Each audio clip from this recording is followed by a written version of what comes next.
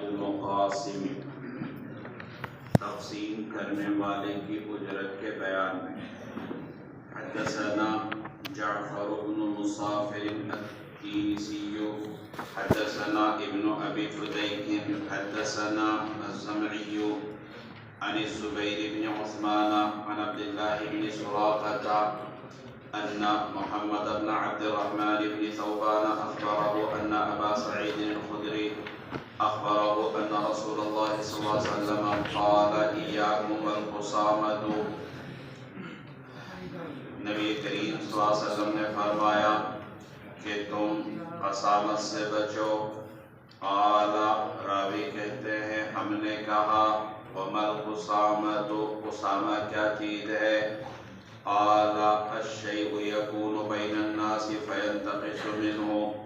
فرمایا کہ لوگوں کے درمیان ایک چیز ہوتی ہے پھر وہ اس سے کم ہو جاتی ہے. مقاسم میم کے ضمہ کے ساتھ تقسیم کرنے والا. قسام کے معنی میں تقسیم کرنے والا. اگر میم کے فتح کے ساتھ پڑھا جائے تو یہ مقسم کی جمع ہے، قسمت اور تقسیم کرنا. تو اس صورت میں مضاف محذوف ہوگا صاحب المقاسم. اگر میم کے فتح کے ساتھ پڑھے تقسیم کرنے والا. یہاں پر جو باب قائم کیا اس کا مقصد یہ ہے کہ اگر کوئی شخص مسلمانوں کے درمیان مشترکہ چیز کو تقسیم کرے اور تقسیم کے دوران وہ بغیر دونوں کی رضامندی کے تقسیم کرنے کی وجہ سے اس میں سے کچھ مال رکھ لے تو یہ جائز نہیں. یہاں پر خطابی فرماتے ہیں کہ تقسیم کرنے والے کا تقسیم کرنے کی اجرت لینے کے عدم جواز کو بیان کرنا مقصود نہیں. اگر تقسیم کرنے والا جو مال لوگوں کے درمیان مشترک ہو تقسیم کرنے کی اجرت لے، جیسے آپ ہدایہ وغیرہ میں پڑھ کر آئے کہ فرض کیجئے کہ دراہم ہیں اور دراہم کثیر مقدار میں ہیں، اور جب کثیر مقدار میں ہوتے ہیں تو بائع اور مشتری کے درمیان گن کر لین دین نہیں ہوتا تھا بلکہ وزن کے اعتبار سے ہوتا تھا. اب بائع اور مشتری دونوں نے خود وزن کرنے کے بجائے دوسرے آدمی کو بلا لیا تو اس وزان کی اجرت کس پر ہوگی؟ تو وزان اپنی اجرت لے گا تو وہ مشتری کے اوپر ہوتی ہے. تو غرض یہ کہ اگر تقسیم خود نہ کرے اور کسی کو تقسیم کرنے کے لیے بلا لے اور وہ تقسیم کرنے کی اجرت لے تو اس کے لیے اجرت لینا جائز ہے. لیکن یہ جب ہے جب کہ حکومت کی طرف سے اس کو اس کام کے لیے مقرر نہ کیا گیا ہو اور اس کو اس کام پر وظیفہ نہ ملتا ہو. اگر حکومت نے اس کو اس کام کے لیے ہی مقرر کر رکھا ہے، جیسے کسی کو کسی علاقے کا حاکم بنا دیا کہ آپ کو مسلمانوں کے سارے معاملات دیکھنے ہیں اور اس کو اس کی تنخواہ ملتی ہے، اور پھر بھی وہ کہے کہ تمہارے اس کام کرنے پر اتنا روپیہ لوں گا، یہ تو رشوت، یہ تو جائز نہیں ہے. یہاں پر مراد تقسیم کی اجرت لینا نہیں ہے بلکہ اس کے علاوہ وہ کچھ مال اس میں سے بغیر اجازت رکھ لے تو ظاہر سی بات ہے یہ جائز نہیں ہے.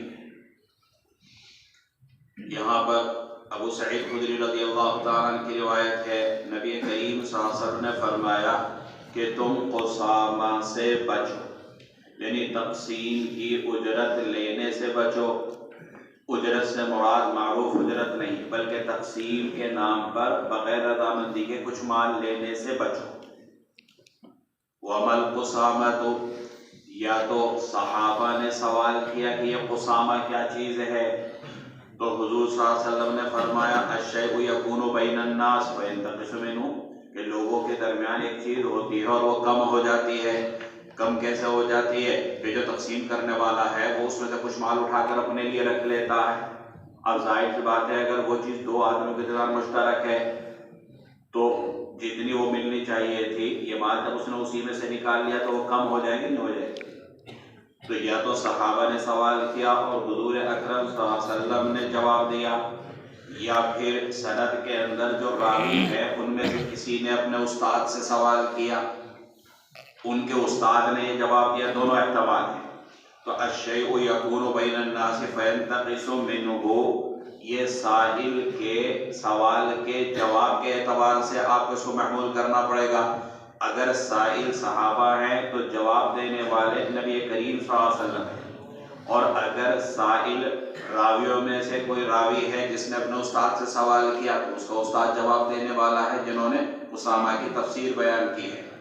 تو اسامہ کا مطلب یہ ہوتا ہے کہ تقسیم کرنے کے نام پر اس میں سے کچھ مال لے لینا بغیر صاحب معاملہ کی رضامندی، اور ظاہر سی بات ہے کہ یہ درست نہیں ہے۔ اگلی روایت کے اندر اس کی وضاحت اور آ رہی ہے۔ حدثنا عبد الله القعنبي حدثنا عبد العزيز يعني ابن محمد عن شريك يعني ابن ابي نمر عن عطاء بن يسار عن النبي صلى الله عليه وسلم نحوه قال الرجل يكون على الفئام من الناس فيأخذ من حظ هذا وحظ هذا۔ عطا ابن یسار کی روایت نحوہ پہلی روایت ہی کی طرح ہے۔ قال اس روایت کے اندر یہ ہے کہ نبی کریم صلی اللہ علیہ وسلم نے فرمایا الرجل یکون علی الفئام من الناس، ایک آدمی لوگوں کی جماعت پر ہوتا ہے، یعنی لوگوں کی جماعت کا امیر ہوتا ہے، ذمہ دار ہوتا ہے، پھر وہ اس سے بھی حصہ لیتا ہے اور اس سے بھی حصہ لیتا ہے۔ یعنی ایک آدمی کو ایک کام سپرد کیا جاتا ہے، جیسے لوگوں کے درمیان مشترک مال ہے اس کو تقسیم کرنا، اب وہ تقسیم کرنے کی وجہ سے کچھ اس میں سے لے لیتا ہے کچھ اس میں سے لے لیتا ہے، یعنی بغیر رضامندی، تو یہ جائز نہیں، یہ درست نہیں۔ باب فی التجارت فی الغزو، غزوہ میں تجارت کے بیان میں۔ حدثنا الربیع بن نافع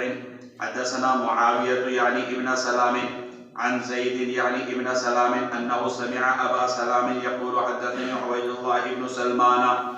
ان رجلا من اصحاب النبي صلی اللہ علیہ وسلم حدثه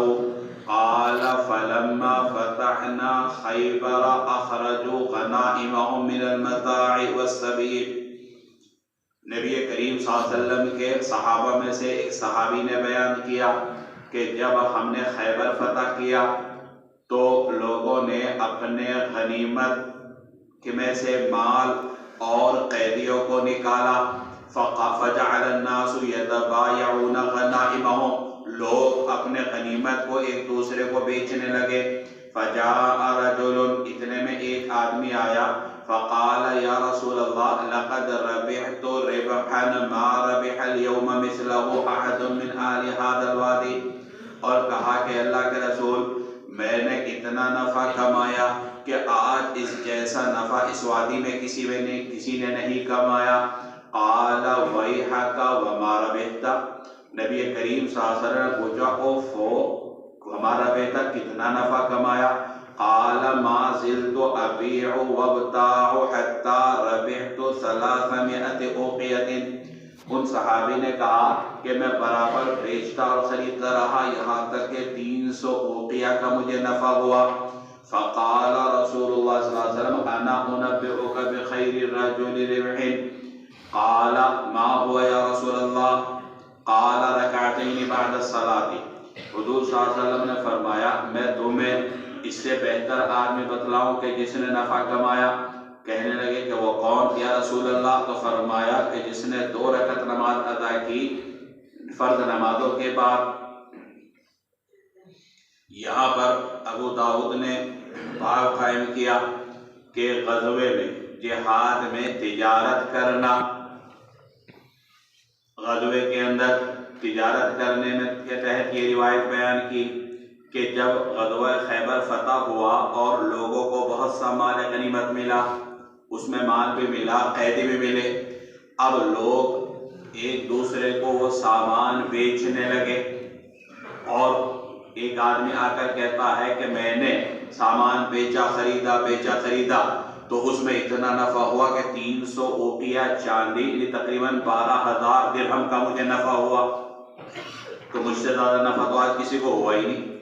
تو حضور صلی اللہ علیہ وسلم فرمایا کہ جس کو اس سے بہتر نفع ہوا کیا ایسے آدمی کے بارے میں بتاؤں؟ اس نے کہا کہ وہ کون؟ تو فرمایا کہ جس نے فرض نمازوں کے بعد 2 رکعت ادا کی ہو تو وہ تمہاری تجارت کرنے سے بھی بہتر ہے، اس کو تمہارے مقابلے میں زیادہ نفع ہوا. غرض یہ کہ اس روایت سے معلوم ہوا کہ غزوے کے موقع پر تجارت کرنا چاہیے. جیسے کہ اس روایت کے اندر وضاحت کی، ابو داؤد نے عنوان تو قائم کر دیا فی التجارتی فی الغزو، لیکن اس بات سے صراحت نہیں ہوتی کہ یہ جو تجارت ہے یہ تجارت قبل الاصابہ ہے یا بعد الاصابہ. یعنی یہ جو تقسیم ہے وہ مال غنیمت، یہ جو تجارت ہے مال غنیمت کی تقسیم کے بعد ہے یا مال غنیمت کی تقسیم سے پہلے؟ اگر مال غنیمت کی سارے مجاہدین میں تقسیم ہو گئی تو یہ بعد الاصابہ ہے، ہر ایک کو اس کا حق مل گیا، ہر ایک کے پاس مال پہنچ گیا. اب ہر ایک اس کا مالک ہو گیا اور جو چیز آپ کی ملکیت میں ہو آپ جو چاہے اس میں تصرف کریں. اس بیع کے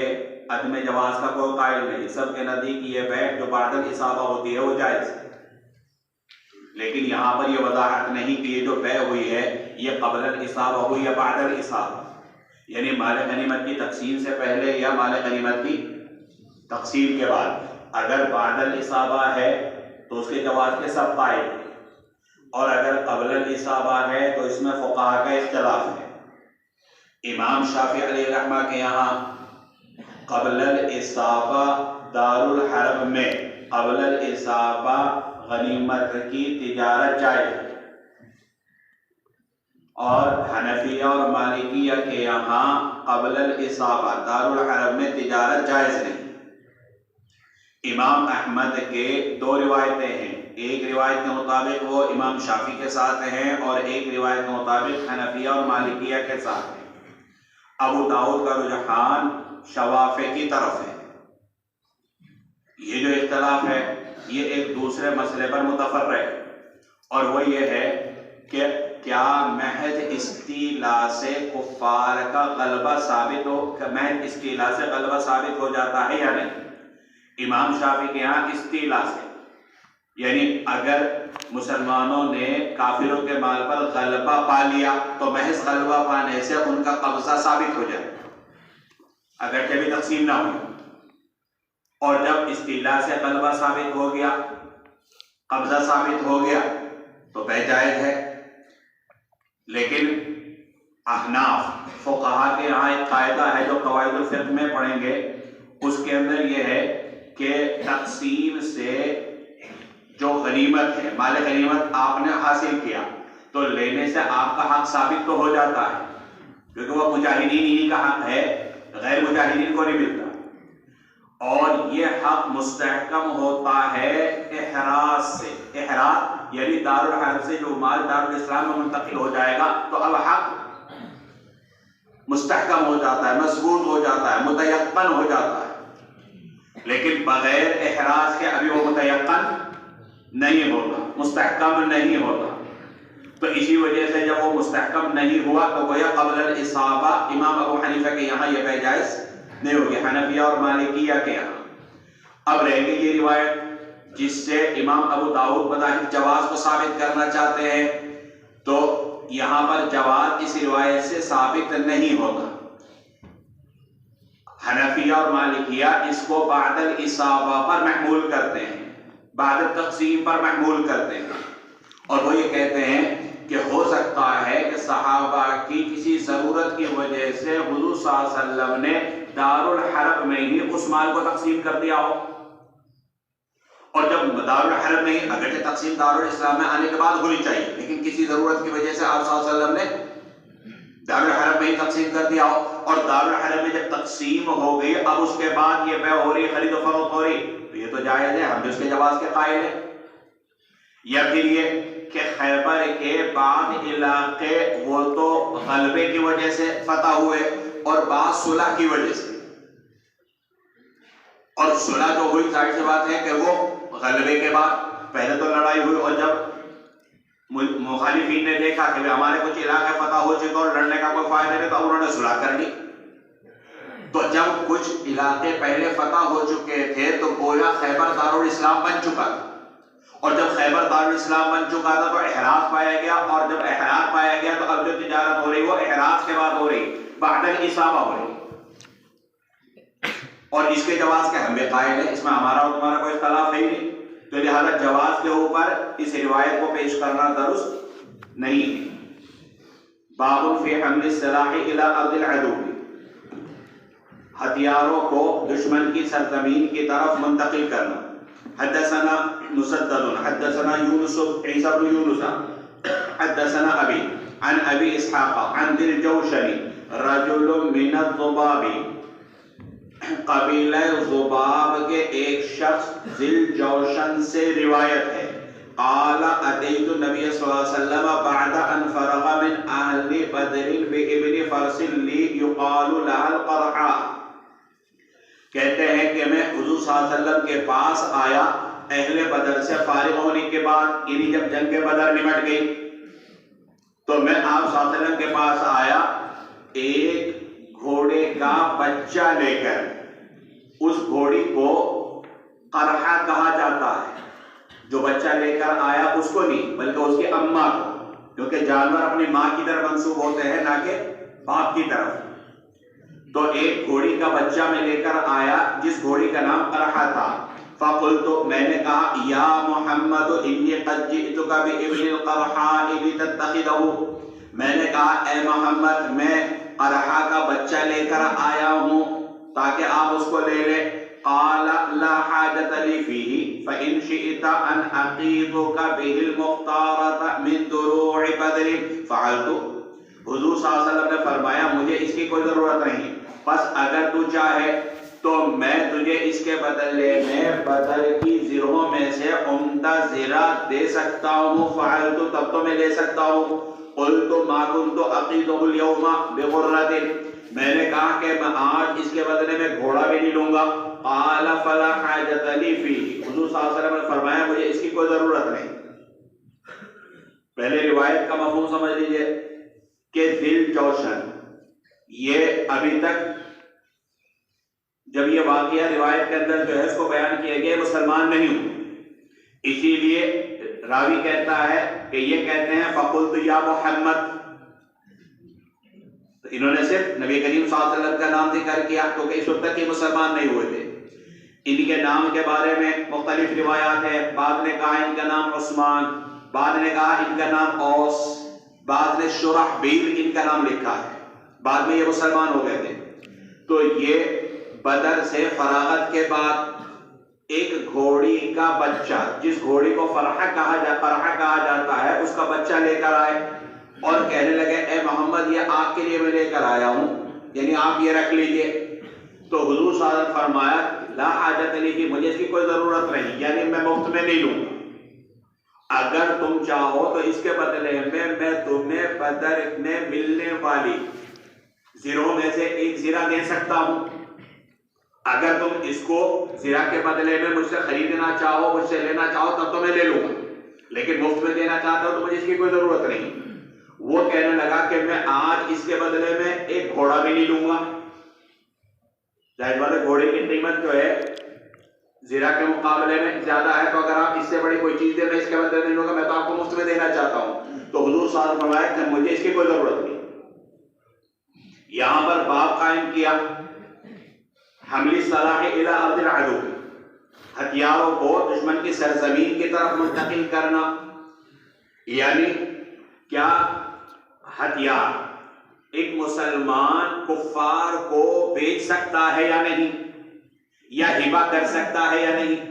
اب ظاہر بات ہے جب کفار کو آپ دیں گے تو دارالاسلام سے ہتھیار کہاں جائیں گے؟ دارالحرب میں۔ جمہور اس کے جواز کے قائل ہیں، اور یہاں پر ابو داؤد کا مقصد بھی جواز کو بیان کرنا ہے، لیکن حنفیہ کے نزدیک جائز نہیں، نہ تو کافر کے ہاتھ کسی غلام کو بیچنا جائز حنفیہ کے ہاں، نہ سواری کا بیچنا جائز، نہ ہتھیار کا بیچنا جائز، اور نہ ہتھیار میں استعمال ہونے والی چیزیں یا جن چیزوں سے ہتھیار بنتا ہے جیسے لوہا وغیرہ ان کا بیچنا بھی جائز، کیونکہ اگر آپ نے ہتھیار ان کو دے دیے ظاہر وہ کس کے خلاف استعمال ہوں گے؟ مسلمانوں کے خلاف استعمال ہوں گے، اس سے ان کو قوت اور تقویت حاصل ہوگی۔ سواری آپ نے دے دی تو وہ کس کے خلاف استعمال ہوگی؟ اور مسلمانوں کے خلاف استعمال ہوگی۔ آپ نے ان کو غلام بیچ دیا، یا تو وہ غلام کو لے کر میدان جنگ میں آئیں گے، وہ آ کر آپ سے خود بخود مقابلے کے اندر شریک ہوگا، یا یہ ہے کہ آپ سے مقابلہ کرنے والوں کی مدد کرے گا۔ اور اگر آپ ہتھیار بنانے والی چیزیں ان کو دیں گے تو اس سے وہ ہتھیار ہی بنائیں گے، وہ بھی آپ کے خلاف استعمال ہوں گے۔ تو اس لیے حنفیہ کے نزدیک 4 چیزیں کفار کو بیچنا جائز نہیں: سواری کا، غلام کا، ہتھیار کا، اور ہتھیار بنانے میں استعمال ہونے والی چیزوں کا۔ کھانے پینے کی چیزیں آپ ان کو بیچ سکتے ہیں، کپڑا وہ آپ بیچ سکتے ہیں تاکہ وہ اپنا لباس بنائیں، کھانے پینے کی چیزیں آپ ان کو بیچ سکتے ہیں، لیکن یہ چیزیں جو آپ کے خلاف جنگ میں استعمال ہوں گی تو یہ نہیں بیچ سکتے۔ قرآن کریم کی آیت اس میں جہاد کا مقصد بیان کیا تاکہ فتنہ ختم ہو، یہ حنفیہ کا مستدل ہے، اور وجہ اس کی یہ ہے کہ فتنہ ختم کب ہوگا؟ جب کفار مغلوب ہوں گے، ان کی شان و شوکت ختم ہوگی، وہ یا تو مسلمان ہونے پر مجبور ہوں گے یا جزیہ دینے پر مجبور ہوں گے۔ اور اگر آپ ان کو ہتھیار دے دیں گے، سواریاں دے دیں گے، اور ہتھیار بنانے میں استعمال ہونے والی چیزیں دے دیں گے تو ان کی شان و شوکت کہاں ختم ہوگی؟ ان کے تو غلبے میں اضافہ ہوگا، ان کی شان و شوکت میں اضافہ ہوگا۔ پھر کیسے مسلمان ہونا اور کیسے جزیہ دینا تو اس کے تو کبھی بھی تیار نہیں ہوں گے۔ تو یہ گویا قرآن کے مقصد کے خلاف ہے، اسی وجہ سے حنفیہ کہتے ہیں کہ یہ جائز نہیں ہے۔ غلط یہ کہ یہاں پر جو واقعہ بیان کیا گیا یہ روایت قابل استدلال نہیں، حنفی اس کا جواب یہ دیتے ہیں کیوں؟ اس کی وجہ یہ ہے کہ یہاں پر دل جوشن سے روایت کرنے والے ابو اسحاق ہیں، اور ابو اسحاق کا دل جوشن سے سماع ثابت نہیں، بلکہ ابو اسحاق نے یہ روایت سنی ذل جوشن کے بیٹے سے، اور اوپر حاشیے میں لکھا ہوا اس کا نام ہے شمر، اور یہ حضرت حسین کے قاتلوں میں سے ناقابل اعتبار، تو لہذا یہ روایت قابل اعتبار نہیں۔